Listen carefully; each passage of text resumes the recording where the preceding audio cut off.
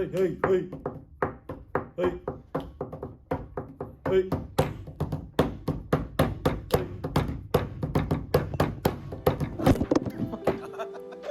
we're out of there.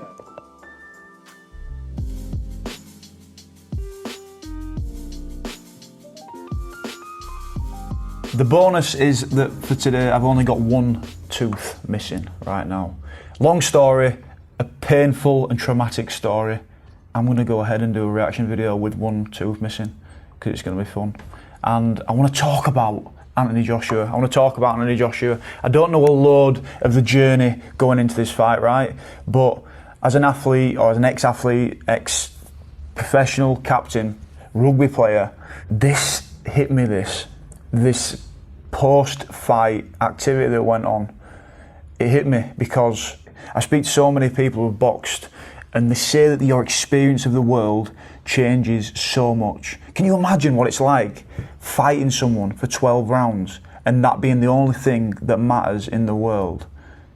But when the bell goes and the fight finishes, you're meant to be all brilliant and fine. AJ was a lot better, but Usyk was better too.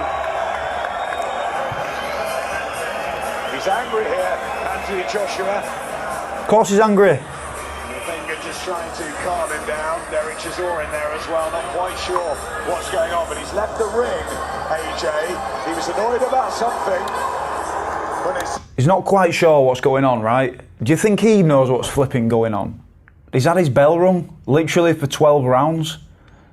Like whenever I've had a knock on the field and been flipping, I've been in Looney Tune land. I forget where I am. I don't know where I am. And then your muscle memory just carries on playing and you get on with it and you play. This guy's literally been doing it again and again and again. And when the bell goes, or people come in, the press come in, oh, it's like, oh no, it's flipping. Why does he not know what's going on? Seems so respectful afterwards. He's fuming, man. He put in an absolutely cracking display. So this is where I think he throws the bells out of the ring. To the ring, Anthony Joshua. What's he doing here? What's he doing? I don't know what he's doing. He don't know what he's doing there. And he threw them down. Why? I'm not sure his team understood it. Let's talk of skill. Let's do the character. Let's do determination.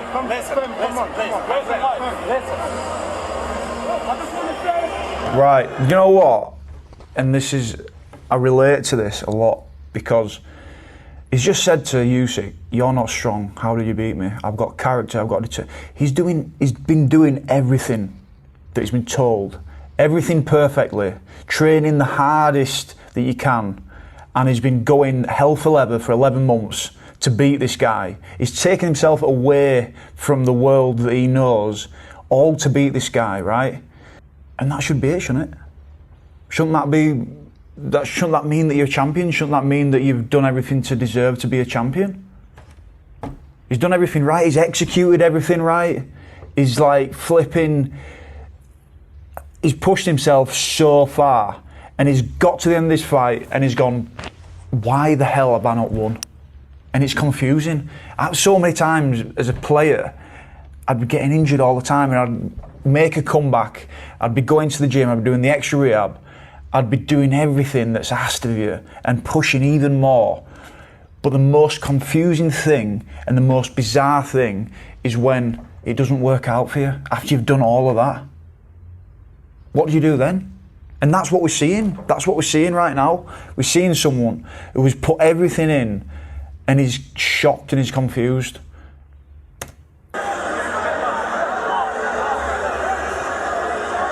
And I feel for Usyk as well because it's his moment, and I'm not taking anything away from him because he's the best fighter in the flipping world. And someone who is going through his own journey alongside what Ukraine is going through, and no one could ever explain what that is. What do you want? Oh, what you want? What are you disturbing me for? But yeah, I want to focus on Anthony Joshua, I guess, and just see what I think to it. And if I have a different perspective, if anyone agrees with me or disagrees with me with what I'm saying and how I'm seeing this, and we're going to go on to now the press conference. What are they asking him here? Actually, 11 months ago, it felt like you didn't quite empty the tank. Tonight, you went out on your shield, you went out throwing. Do you feel like you've exercised some demons from 11 months ago? Is that how long it's been? 11 months? Yeah. It's a long time. Exercise some demons. I love how people decide if he's exercised some demons or if he's got demons. Do you know what I mean? Like, everyone's on this. It's like everyone's on this shared journey with him, and he's exercising demons. Who's he exercising demons for? I don't know how to answer that question, to be honest with you. How about exercise some demons tonight? Still in Looney Tune land, by the way. No, it's just Eddie Hearn's trying to a different style. make sense to him about what the question is. And boxing. Would you say you're proud of yourself this time around and you feel like you give your all and you left it all in the ring? Am I proud of myself? It's really, really hard for me to say I'm proud of myself. I don't feel anything. I'm upset, really, like deep down in my heart. Boom, some honesty, eh?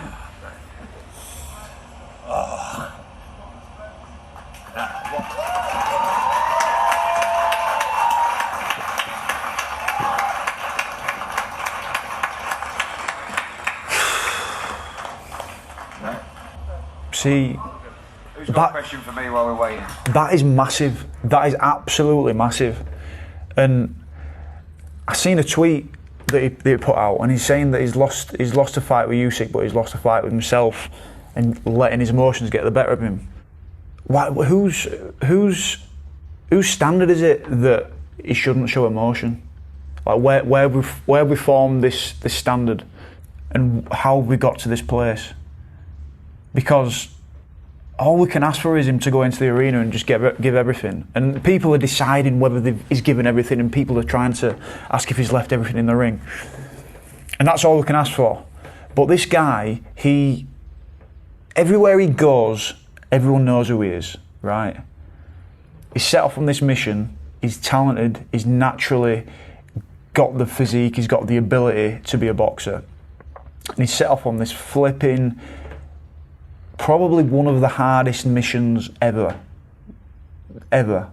right? And everywhere he goes is reconfirming him that he has to do this thing. Every interaction, because everyone's going to know who he is. Can you imagine the pressure? Like when you go to work, what is pressure? Making sure that you make your boss happy. Who's his boss? Who's his boss? Who does he have to satisfy? Everyone in the flipping country. Everyone in the country. And that image of him there is him going, this is a lot. This is a lot. And we can acknowledge that it's a lot. Why do we have to sit here and think he's got to be perfect and impenetrable? Because is that what we want ourselves to be? Do we want to be someone who doesn't get affected by stuff? So we hang everything on this guy, this flipping warrior, to not take any steps back. And I don't get the British culture sometimes. I don't get it. All we do is build people up into this flipping godlike image and then wait for it to flipping cascade and fall down. It's all we do. And what more do we want from him? What more do we want from him?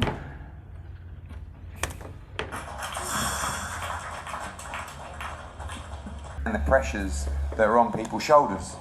But he's never ducked a challenge, he's never shirked the pressure. He's always tried to give his time for people, and he's always tried to inspire the next generation. He's been an amazing ambassador. For the first time in boxing. I'd say he has. I'd say from my perception that he has. And I'd also say that the weight of him having to be perfect is not something which we should throw on top of him. And he always seems to make the tough decisions. You know, we only know what we see through the media and stuff, and how people turn stuff around, but that's all we see. So And you see, what you saw tonight was a raw emotion, a real person that was feeling the pressure, that wanted to win so badly. And people need to realise that you live in an online world where it's just... And that's what we want to see. We want to see real. We want to see real. I don't care what it is, but we want to see real, don't we? That's what... When we're watching a fight, we're seeing these people in the most primal sense, and us cheering in and around it is the most real sense, and we experience it and we feel it, right? But when it goes over the other way and it shows emotion and it's too much it's out of regularity, well, why can we decide what's wrong or right then? Opinions, stick, abuse, and he'll never tell you that the pressure, he sees that or he feels it, but it's impossible not to. So what I want to see is I want to see him happy, and I think too many gaps between fights, too many stadium fights, from the Dillian White fight at the O2. There's a condition, they want to see him happy, but also they want to see him fighting back to back to back to back. No, separate. No, but I do, because you don't get the credit. And he don't want to take the credit. He don't want to take. He don't feel like he can. We don't let him. You've had to step up to carry the sport in our country. It's true. We've joked before. You said, "God, I have to have all these tough fights." You saw people have these easy fights. You never had them. You never wanted them because you want to create a resume. Yeah, because you're a fighter. You're a winner. You wanted to fight the elite. You fought the pound for pound, back to back. Right? At Tottenham, you lost. Tonight, you lost a split decision to the best fighter in the sport. And that's something which I relate to, because I've never got the mentality of taking an easy option as an athlete. I've never understood it. Because I feel like that will be a chink in my armour. I've never got that, and I guess that's his mentality going into it. But maybe it leaves no room for longevity. After the fight, it looked like you were leaving the ring. Like maybe you weren't going to do the interview, and then you turned around and came back in the ring and were a sportsman and gave a tremendous ambassador-esque speech. Can you talk to me about what happened in your mind that made you turn around and come back in the ring, and what you were trying to say post-fight in that speech? Oh, well, shot, mate. I just feel like when you try and do things from your heart, not everyone's always going to understand, and it was just from the heart, right? I knew. Only me. Only me. Oh, I am. That's. Like anyone, when you're angry, you might do stupid things. So I was mad, but then I realised I was in sport. Let me do the right thing and come back. And then I just spoke from my heart. Like it's been so tough. Like you see AJ holding it together, yeah, and I'm a hustler, so I try and put things together. Like I try to work hard, put things together, make sure my team's good. But it comes at a cost, like big cost, and like sometimes it'll never break me, but it takes real strength for it not to break you. And tonight, like there's a little crack in that armour because I took a loss, and I think you just saw me just upset. What is that cost? That's the question, isn't it? What is that cost to do what he does, and to be what he is, and to be recognised as much as he is, and to have as much pressure? I can't stress enough how tough or how challenging an experience that would be. And we only see sometimes what we want to see. We only sometimes see the flashing lights, and we see the adverts, and because deep down we feel like we want that. We want that, and it's hard to write it off, because we see that and we go, how is he getting that? How is he doing it? How has he managed to get? But it's showing how you have to do it and how you have to manage yourself and the pressure you have to go under. And it's a lot. Two things. Are you happy with the performance? And do you not necessarily the outcome, but are you happy with your performance this time? And do you not realise that at home, and this is all of us that have had messages from people at home, people were off their seats with respect, screaming you on to knock Oleksandr Usyk out from the 8th round onwards? Yeah, I'm not, look, when you lose, you're not ultimately happy. It's just upsetting. I really wanted to win, and I wanted to win for Great Britain because I know how much they wanted me to fight Tyson Fury. So I wasn't just fighting for myself. I was fighting for like the whole nation. So I believe him. I believe him. So I'm not so happy with the performance because I didn't win. And I appreciate everyone who was watching at home. Imagine carrying that. Flipping heck. I want to beat this guy so everyone can watch me fight fucking Fury. The respect thing. So for Oleksandr Usyk? No, respect. Do you feel you earned it back tonight? That everyone should be giving you it? No. Well, from who? Who am I? Earn it back. Did he? Whose respect has he earned back? On what flipping standard has he earned this respect back? Like who's he fighting for? He's just told you that he's flipping tried to win this fight so everyone can watch him fight Fury. That's what he feels, and that's what the message that he gets from Twitter, from Instagram, from everything. That's what he feels, and you just said to him, "Have you earned respect back?" Well, did he lose respect then? That's what you're saying? Trying to earn respect from? Your public. It's not my business what they think of me. Boom. Okay, so as an athlete, right, he's felt this pressure, right? He's felt this flipping energy that he needs to fight Fury. And he's saying, I cannot control what everyone thinks about me. I cannot control if people respect me. All he can do is do what he does in the ring. All he can do is set up the perfect training schedule, the best training schedule as possible for him. Do you know what people should respect me for? When I meet them and how I greet them, shake hands, yes please, no thank you. As I say, don't respect me just because of the fight and the belts. Because that isn't what makes a man or a woman. And that can go tomorrow. As we've seen, that can go tomorrow. If you weigh everything up on status and whether you flipping winning fights and you perceive yourself the way everyone else is perceiving you, it's a long, dark road, that. You know, and Gareth said the question, do you feel like the public respect you? You know, if the public don't respect him for what he's done, you might as well just give up. You can't keep people happy all the time. If you can be a good individual like he is, if you can set a good example, then that's all you can do. All he can do is what honestly, he can control every day. Now, the sport globally wouldn't be where it was without AJ, but the sport in Britain would not be where it is today, and the fighters are benefiting because of the growth that AJ has injected into the sport. He's a fighter, right, and he's a great fighter, and he's come up against a massive responsibility. Literally, you can see how this impacts everyone and how much effect it has on everyone. Whether he wins, whether he loses, it changes the state of mind of millions of people. But he can only do what he can control right here in this moment, again and again and again. He can't think about that. So if you were to give a word of advice to anyone who's looking to change their life right now, what would it be?